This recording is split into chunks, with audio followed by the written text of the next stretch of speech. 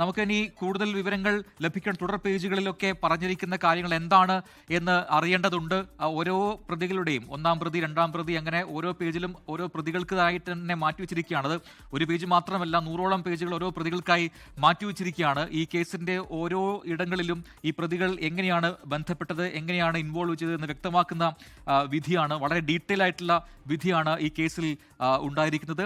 അതിൽ ഏറ്റവും പ്രധാനമായി നമ്മൾ കാത്തിരിക്കുന്നത് 8ാം പ്രതി ദിലീപുമായി ബന്ധപ്പെട്ട് എന്തൊക്കെ നിരീക്ഷണങ്ങൾ കോടതി നടത്തി, ദിലീപിന് മേൽ ചുമത്തപ്പെട്ട ആരോപണങ്ങൾ എന്തുകൊണ്ട് അത് തള്ളിക്കളഞ്ഞു കോടതി, ഈ കാര്യങ്ങൾ എന്ത് നിരീക്ഷണങ്ങൾ കോടതി നടത്തി എന്നത് അറിയാൻ വേണ്ടിയാണ്.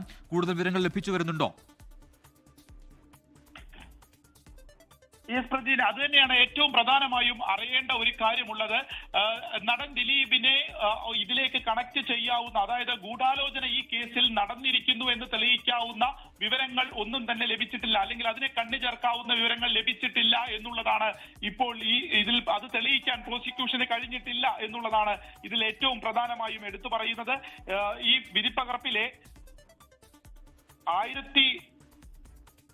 1120 ആ ഒരു പേജുകളിലൊക്കെയാണ് ഈ ദിലീപുമായി ബന്ധപ്പെട്ട വിവരങ്ങൾ വരുന്നത്. അത് കൂടുതലായി അല്പസമയത്തിനകം തന്നെ അതിന്റെ വിവരങ്ങൾ നമുക്ക് നൽകാനാവും. ഏത് രീതിയിലുള്ള ഗൂഢാലോചന തെളിയാതെ പോയത്, കാരണം പ്രോസിക്യൂഷൻ അത്രത്തോളം കോൺഫിഡൻസിലായിരുന്നു ഈ കേസിൽ ഉണ്ടായിരുന്നത്.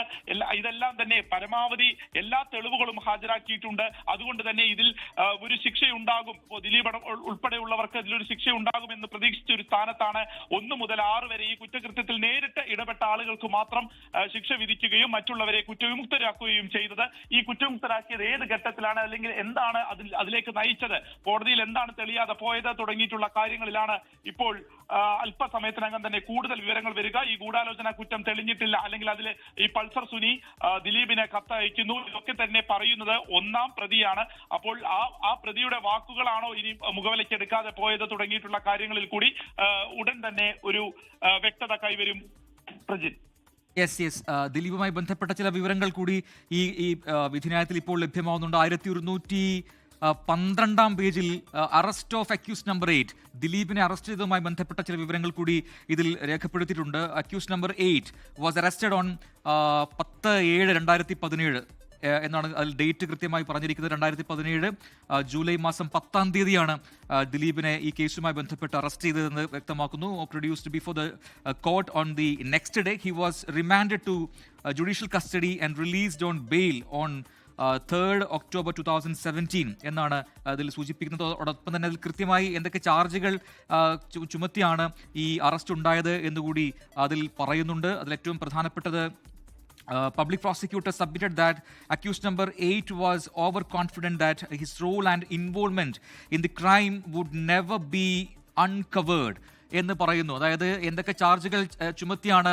ദിലീപിന്റെ അറസ്റ്റ് ഈ കേസിൽ ഉണ്ടായത് എന്ന് കോടതിക്ക് മുൻപാകെ പ്രോസിക്യൂട്ടർ പറഞ്ഞത് ഒരു ഓവർ കോൺഫിഡന്റ് ആണ്, അതായത് ഈ കേസുമായി ബന്ധപ്പെട്ട് ദിലീപിന്റെ പങ്കൊരിക്കലും പുറത്തു വരില്ല എന്നൊരു ആത്മവിശ്വാസം, ഒരു അമിത ആത്മവിശ്വാസം ദിലീപിനുണ്ടായിരുന്നു എന്നാണ് പബ്ലിക് പ്രോസിക്യൂട്ടർ കോടതിയെ അറിയിച്ചത് എന്ന് ഈ വിധിന്യായത്തിൽ പറയുന്നുണ്ട്.